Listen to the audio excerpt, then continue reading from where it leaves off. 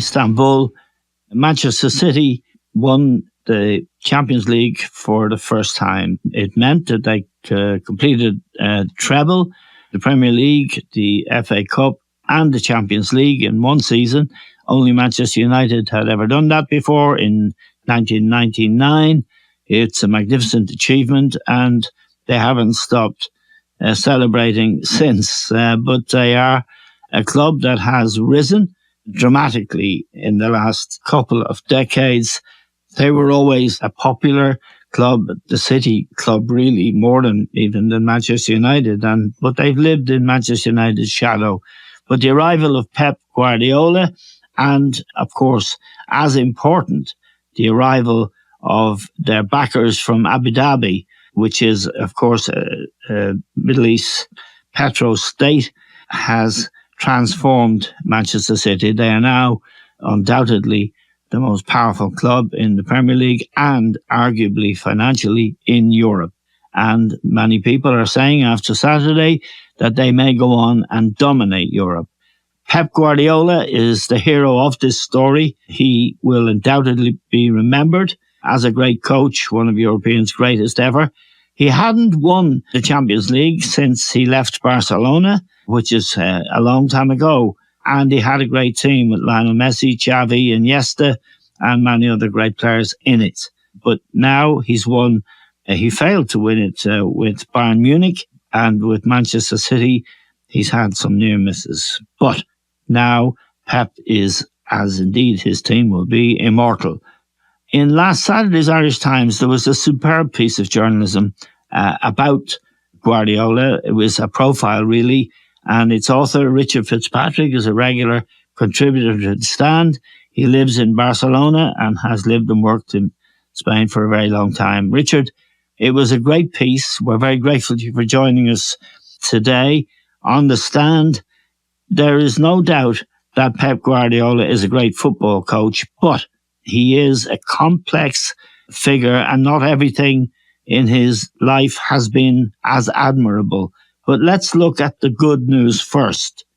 He did transform Barcelona. He did coach that great team. He is undoubtedly one of the great coaches, but he's also complicated and not particularly popular with many people. Let's begin where your piece in the Irish Times began, with his relationship with his assistant coach at Barcelona when he started, Tito Vilanova. They had been friends since they were kids at the Messiah, which is the legendary boarding school La Masia, where Barcelona bring their young players, including Lionel Messi when he was 13, coached them and prepared them to be serious footballers. That's where he met Vilanova. Take the story up from there, Richard. Yeah, like people who have been to the Camp Nou Stadium can picture probably where the La Masia is. It's this old farmhouse, a stone building on the left-hand side as you walk down towards the stadium. It's about a couple of 100 meters from the stadium. And that was the boarding house for the young players at Barca. Pep Guardiola and Vilanova would have been two of them in the 1980s. Later, Puyol and Andres Iniesta and more. But, so those guys woke up in the morning, they looked out the window and there was the Camp Nou Stadium. They dreamed about playing there. One day, Guardiola was a ball boy famously on European Cup nights for Barca in the 80s. His dream came true. He went on to captain Barca, was on the first Barca team that won the European Cup in 92, Cruyff's dream team. Didn't work out for his mate, Tito Vilanova. He was a midfielder as well, like Guardiola. He drifted around in the second and third tiers of Spanish football for his career. But when he packed up playing, Vilanova went back to Barca, trained in the youth academy as a coach. He trained Cesc, Fabregas, Piqué, Messi when they were 14 years of age. So he was back in-house at Barca when Guardiola returned after his travels. In 2007, he took over the B team, the reserve team at Barca. First guy he summoned was his old buddy Vilanova. They discovered Sergio Busquets, Pedro, both of whom they launched into the first team the following season when they took over, the pair of them took over as head coaches of the first team in the summer 2008. And transformed is a good word you used there at the start when Guardiola and Villanova came in as head coaches in 2008. The team had finished 18 points adrift of Real Madrid that summer in the league title race. They took bold decisions. They bombed out Ronaldinho, Deco. They wanted to get rid of Samuel Eto'o. They couldn't. They got rid of him the following summer. They rebuilt the team. They got rid of Yaya Toure as well the following season. They bet on Sergio Busquets, a young academy kid, instead. And they built that great team that we know about, the one you mentioned, Messi and Iniesta, Xavi. They went on to extraordinary glories, 14 titles in 4 seasons. Then came the rupture. In April 2012, Guardiola announced that he was going to step down as head coach. And he was upset during the summer when Barca put in Villanova, his ex-assistant, as head coach. He felt it was a betrayal. So the pair of them fell out. The following season went well initially for Villanova. He ended the season as winning the league title with 100 points, a record tally. But sadly, he fell ill with cancer mid-season, and he went to New York for treatment. Coincidentally, Guardiola was on a sabbatical that year, staying in New York. So he went to visit him once in hospital while he was getting treatment. And instead of words of comfort, there was more reproaches in their conversation. Villanova's wife was there, as you can imagine. She was fiercely upset at the scene. She had a blazing row with Guardiola a few days later in Central Park, and Villanova then, that was the winter of 2013, February about 2013. The following year, sadly, Villanova passed away in April 2014. People will remember it here vividly in Spain because the week he died, Villanova died. It was Champions League semi-final time. April 2014, Real Madrid were playing Bayern Munich. Pep's Bayern Munich, he'd taken over as coach there at the time. They lost 1-0 in the Bernabeu on a Tuesday. Villanova passed away on the Friday. People were wondering what would happen. Will Guardiola come back for the funeral? You know, he used to prepare for the second leg, the comeback. Guardiola made plans to come back to Barcelona for the funeral. According to El Mundo, which would be the most reputable newspaper in Spain, they claimed that Guardiola tipped off the press to say he was coming back for the funeral, a big display. Villanova's widow phoned Guardiola and she told him, "Don't come back to this funeral, you're not welcome." So Guardiola stayed put. He didn't go to the funeral. It was dreadfully sad. There was no winners in that story. No, at the time when he was on his sabbatical in New York and Villanova was in hospital being treated for cancer, it was remarked upon that Guardiola only visited him the once.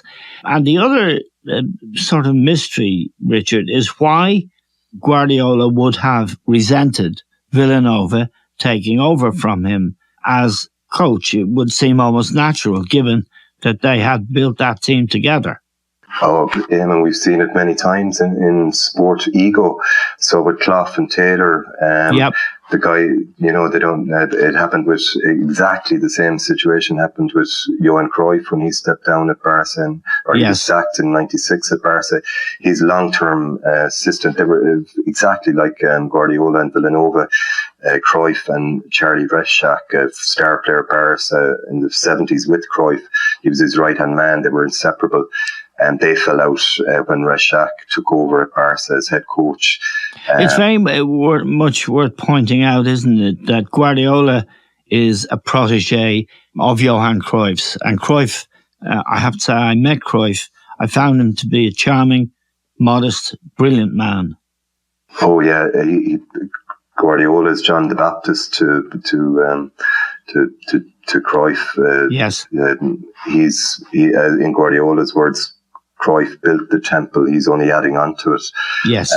It's all Cruyff's philosophy. He's the guiding light. He always has been for yes. For Guardiola. He was there during that 4-year reign. He had his head coach at Barca as the president's advisor.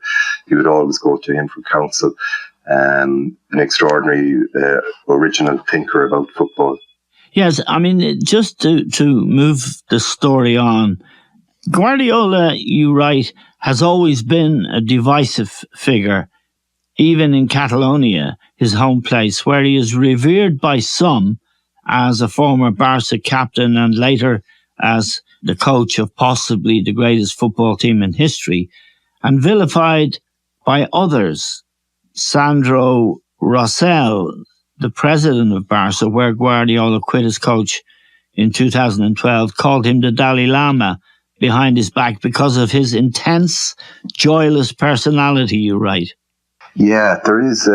Guardiola is a peculiar figure, a peculiar guy. He's kind of socially awkward. He's very intense. They used to call him the mystic as well. Sandro Rosella's directors, joking behind his back. That annoys a lot of Catalan people. His kind of sanctimonious personality. I remember he was awarded a medal by the city council here in 2011. Kind of a type of freedom of the city job. And in his speech, he started preaching to people, kind of like Leo Varadkar saying, if you get up early in the morning, you can achieve great things and stuff. But that's not the big thing that causes the division in Catalonia, or more particularly in the city of Barcelona when it comes to Cruyff. It's more about his politics. Guardiola is a hardcore Catalan separatist. To his, all respect to him, many people would say, but Catalonia is divided on this separatist story. Half the population wants to divide, or 40% wants to secede. The rest don't, or they're down the middle. They don't want the hassle.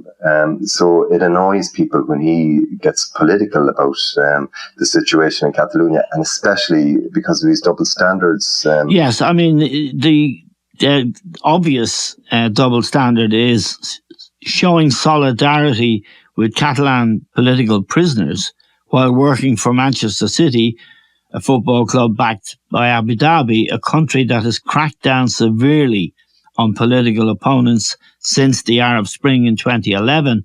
Guardiola argued that freedom of speech is somehow more valid in democratic Spain than in an autocratic country like Abu Dhabi.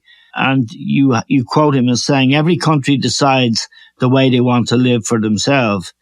If he decides to live in that country, it is what it is. I am from a country with democracy installed since years ago, and I try to protect that situation. However, he has been, as you point out in your piece, criticized for staying quiet about the authoritarian and worse leadership, not just of Abu Dhabi, but also of Qatar, where, he was paid for his role as an ambassador for the 2022 World Cup in Qatar. And there's an interesting story you tell about a woman, Inés Arrimadas. She's the leader of a liberal political party in Spain. Tell us that story, Richard. Yeah, this happened in 2019. So there was an illegal, or quote-unquote illegal referendum on Catalan independence here in 2017. And the guys who organised that, there was about 13 of them. 9 of those guys got sentenced. They were in prison for a couple of years, and then they got their sentence in 2019, which was... they were released a year later, I think it was. But at that time in 2019, when the prison sentences, severe, harsh 10, 12-year prison sentences came out, Guardiola weighed in immediately with a video message saying he was worried about Spain's drift towards authoritarianism. And this lady, Inés Arrimadas, is the leader of the Citizens Party here in Spain. She said, look, I take offence to Guardiola's lies as a politician, quote unquote. You know, he's great at slandering Spain, but nothing about where he gets his money from Qatar, referencing that paid ambassadorial role for the Qatar World Cup in 2022. So she was calling him out, and she was well placed to do it because she's a Barca fan. You know, she had pictures of Guardiola in her school folder as a schoolgirl. You know, loved Guardiola as a player and coach, but couldn't be listening to his hypocrisy. That's what she was saying. Now, there's another issue that arises. He went to play in Italy after he left Barcelona in 2001, and he played in Serie A for 2 seasons with Brescia and Roma. And in Italy, he twice tested positive for the anabolic steroid nandrolone. Yeah, so he arrived that summer of 2001, left Barca. He had been struggling with injury all through the summer, only came back playing in October. Late October, he failed the first of 2 tests for nandrolone, anabolic steroid, as you say. The authorities prosecuted him. In his first case, he put up a defence of contamination, and in the dock was his doctor, his personal doctor for 6 or 7 seasons at this stage, a guy called Dr. Ramon Segura, and he's a pivotal figure in Guardiola's story. So he was questioned for 3 hours about this, maintaining there was contamination of the vials, and the court didn't accept that.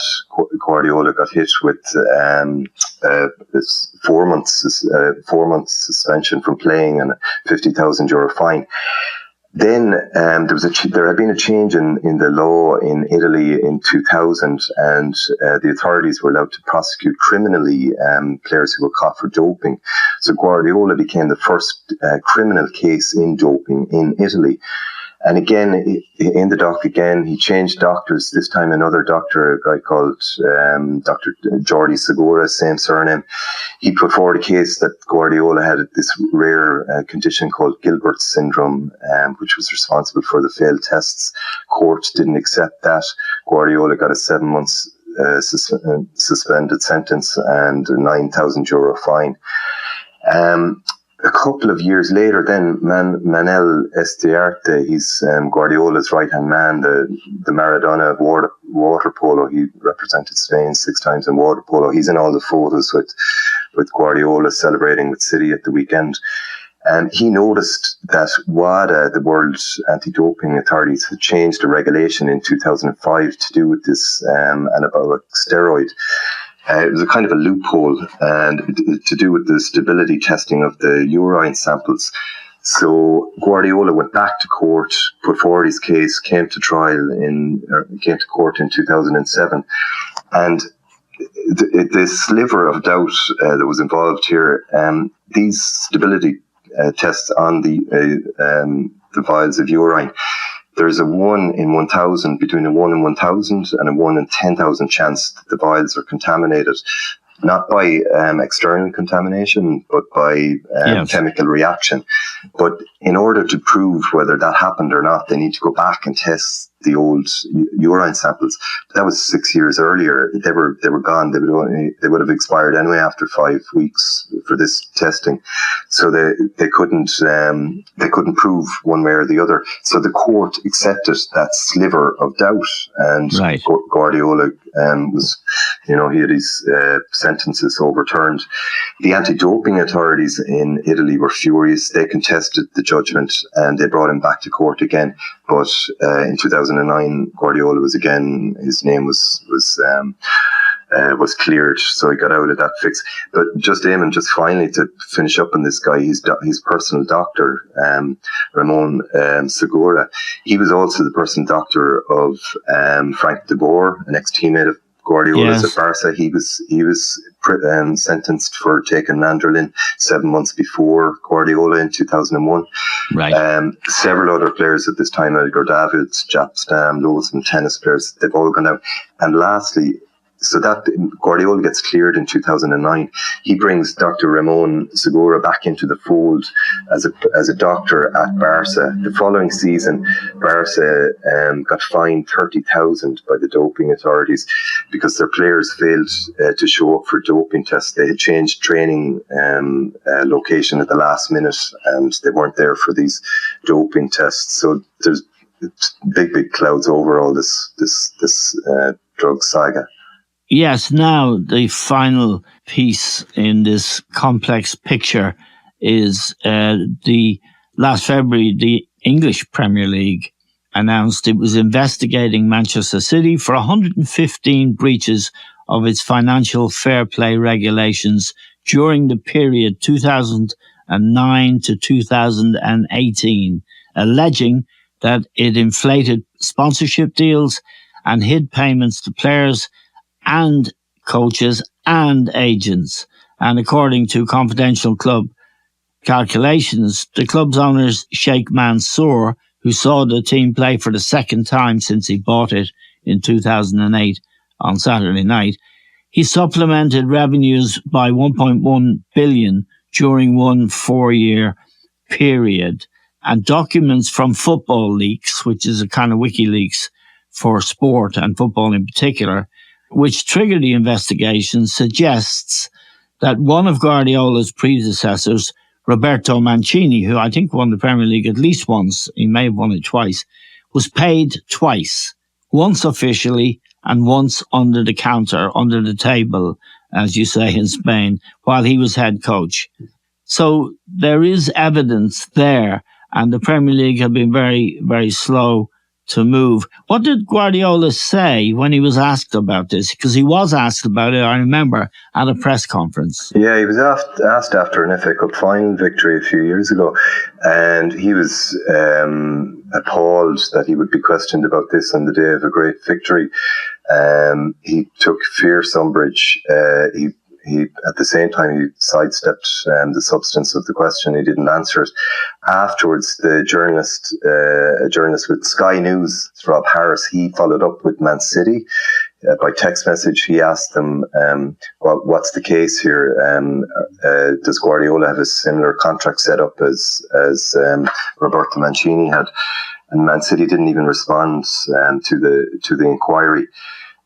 There's been has there been a culture of under the table payments? I remember Cruyff here at Barca when he was coach. He had 3 contracts with the club.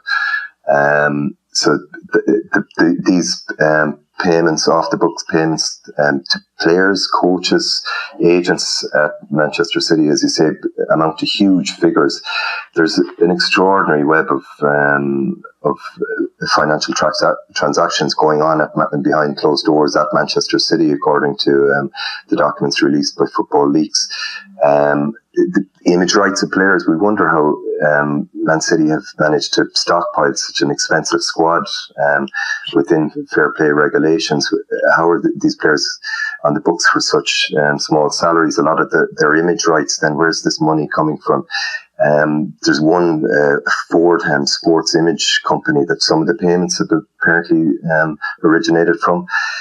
Football Leaks has established that there's a link between this company, a strawman company, a family trust, a British Virgin Islands company, which all goes back to Sheikh Mansour. He's the origin of the money to do with this image rights payments.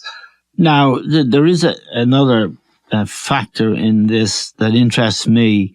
He brought 2 former Barcelona executives to Manchester City when he arrived. One is Ferran Soriano. He's the CEO. He's City's CEO. He's been there for years now. They stay well under the radar. And the other is the sporting director, Tixi Begiristain.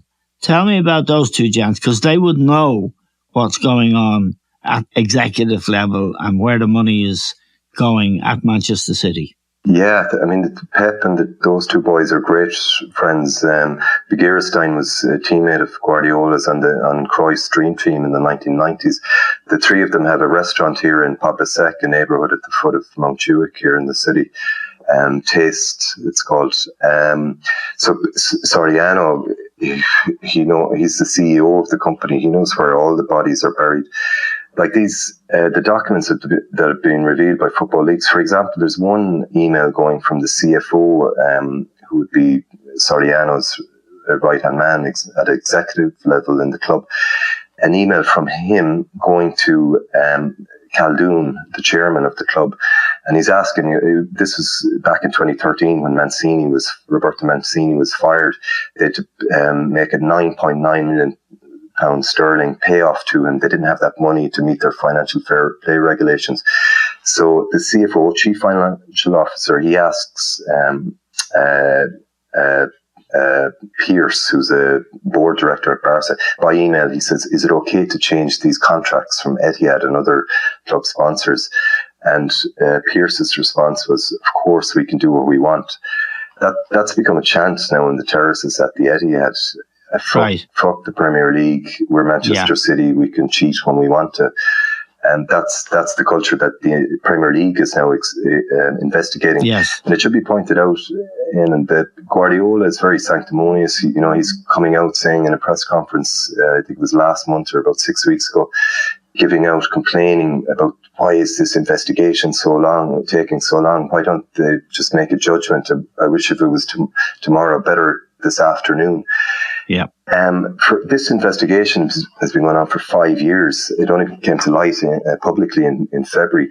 Back in 2021, 2 years ago, a High Court judge in England said he was deeply disturbed, concerned for the public at how slow this case is taking. Man City have buried the Premier League's investigation in paperwork, blocking every move. So that's what's galling, that kind of hypocrisy. Okay, Richard, it's a troubling, fascinating story, and the piece in the Irish Times last Saturday was really outstanding. And congratulations on that, and thank you very much indeed for joining us on The Stand today. Richard Fitzpatrick is a regular contributor, and we're very grateful to have him. We're very grateful to all of you for listening. I hope our football fans who heard John, Liam and I discuss some of this football fair play stuff when we were reviewing the match on Monday, this will give you more of an insight into what is happening in football and maybe to the team that you follow. They are now the champions of Europe, the champions of England, and who knows where it will end.